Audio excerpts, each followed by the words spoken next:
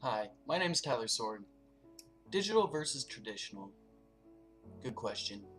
I've noticed in the artist world that the more digital art that's coming in, the more traditional artists have been staying away from it. I don't know if it's a fear of the new or they just don't understand it.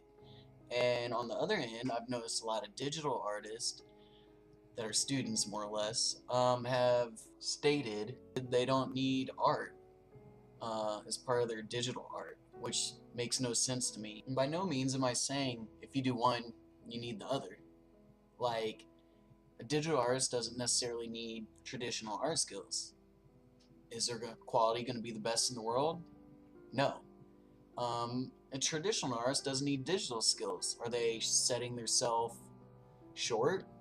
As in, like, are they limiting their potential of being creative? Yes. I'd kind of like to give you an example of what I'm talking about. I was in a character creation class once, and the goal was to draw abstract characters.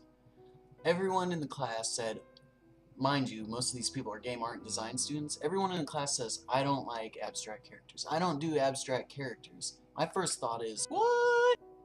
I mean, if you don't like abstract characters, there's other careers out there. A big majority of the types of characters in game art and design are abstract. I mean, you do have Sims, which are not abstract, and you have real world video games like Uncharted for PlayStation. Those characters aren't as abstract, but a lot of characters are abstract. They're 10 foot tall or taller. Let me give you an example from God of War 3. This might just set things straight.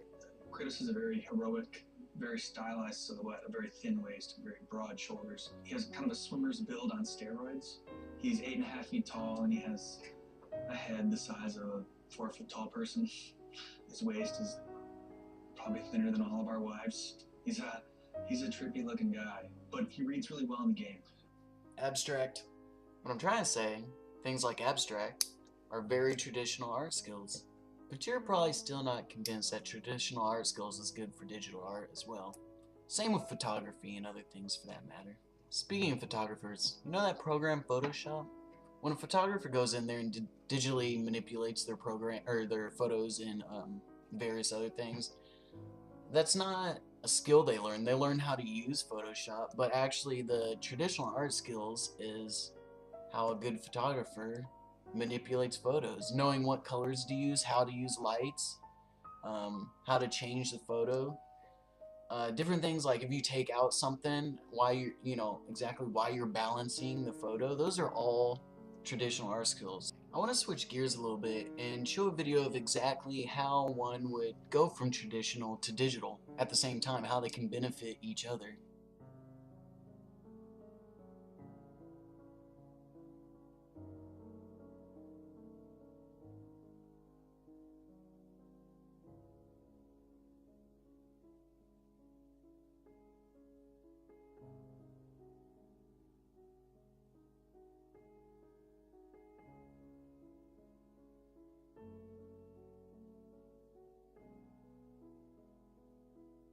Did you see that?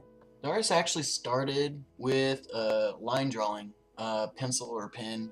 I didn't really look too good. But anyways, he started with a line drawing. He scanned it into his computer, brought it into Photoshop, and then proceeded to put a midtone on top of it, the tan color.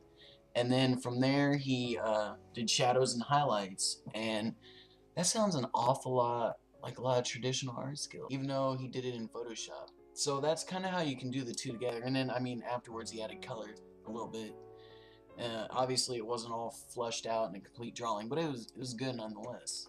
So that's kind of what I'm trying to say. You can start out drawing, and then on a piece of paper, do as much as you want on paper, put it into Photoshop. And the thing that's cool with that is Photoshop's a lot less dirtier. You don't have smudges, you can erase lines, you can put layers. It's ultimately great to do both together. And comic books or graphic novels, whatever you want to call them, do the same thing. You know, why is a traditional drawn thing done in Photoshop? It's just a lot better. You can still do your traditional stuff. You can still draw. It's just a lot cleaner. The lines are a lot darker. The blacks, I mean, It's a lot sharper. There's just so much you can do. I'd also like to switch gears to digital to traditional.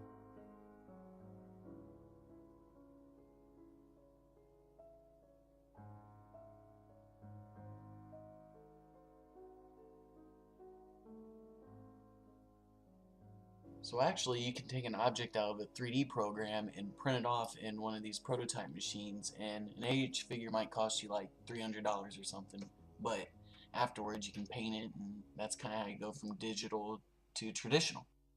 In game art and design back in the day, a lot of the people that worked 3D modeling were technicians or tech. They weren't actual artists, and after years and years of doing games, 30 or whatever, they started to find out that the more art skills you have, it's better for what you're creating. You know, you want an artist making the models, you want an artist making the characters. You know, the text can do other things. You know, you can teach someone the programs. You can't necessarily teach someone traditional art skills in a matter of hours, days, months. You know, it takes a long time to learn traditional art skills. Um, a healthy balance between both the art and the traditional by employers nowadays is not only needed, it's desired. That's specific things that are being asked for. So for someone to not have any art skills but know the programs is pretty pointless. I have one last video I'd like to show about this. It's in general just become, I guess you'd say, more sophisticated, but it's more of a traditional medium now. It's kind of, if you know how to sculpt traditionally, then you're going to transfer right in. Traditional skills are playing a more important role, which is great. So there you have it. Some guy at Santa Monica Studios is actually telling us what's great.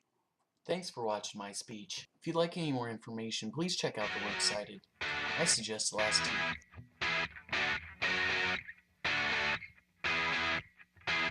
No matter which way